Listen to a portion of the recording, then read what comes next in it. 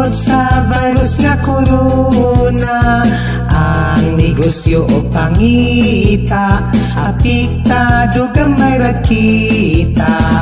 Bulahan o bulahan katong mga naayudahan sa programa sa gobyerno, ang ilang pasto magmalipayon.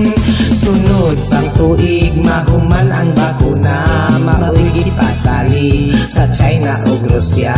Apan mga tao di na mo kumpiyansa kay mitagkam na sa dingvaksya.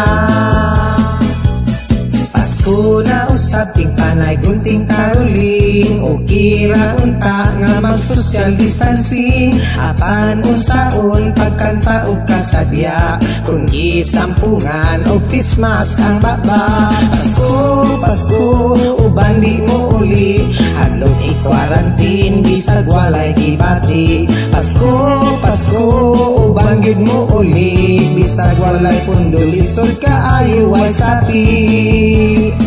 Kung hayahay imong pamati, Merry Christmas, wa kay gibati. COVID-19 dili maghari, isalig lang sa ninyo ang kinabuhi. Wa may hamon nga mapirito, tungod kay krisis walay regalo.